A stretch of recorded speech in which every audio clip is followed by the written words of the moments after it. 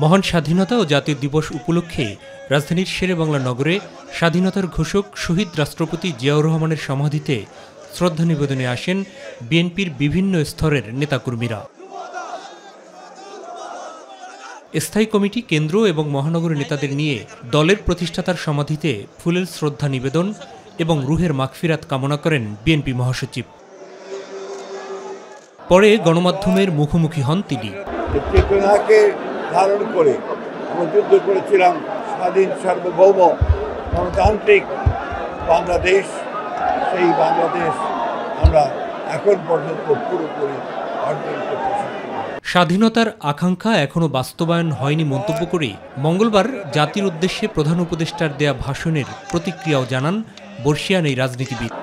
আমরা হতাশ হয়েছি যে তার বক্তব্যের মধ্যে তিনি স্বাধীনতার ঘোষক শহীদ প্রেসিডেন্ট জিয়াউর রহমান বীর মুক্তিযোদ্ধা বীর উত্তমের নাম একবার উচ্চারণ করেন, অথচ এটাই ছিল ইতিহাস।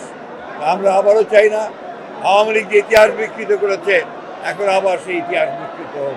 আবারও নির্বাচনের রোডম্যাপ দাবি করেন বিএনপি মহাসচিব। প্রধান উপদেষ্টা যে বক্তব্য রেখেছেন সেই বক্তব্যে তিনি সেই রোডম্যাপের কথা বলেন না। বিএনপি ক্ষমতায় যাওয়ার জন্য নির্বাচনের কথা বলছে না।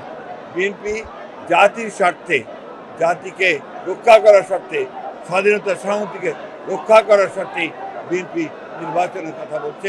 জাতীয় নির্বাচন দেরি হলে দেশ সংকটে পড়বে বলেও মন্তব্য করেন মির্জা ফখরুল ইসলাম আলমগীর। স্পষ্ট রোডম্যাপ এবং দ্রুত নির্বাচন, তা নাহলে যে সংকটগুলো সৃষ্টি হচ্ছে এই সংকটগুলো কাটবে না।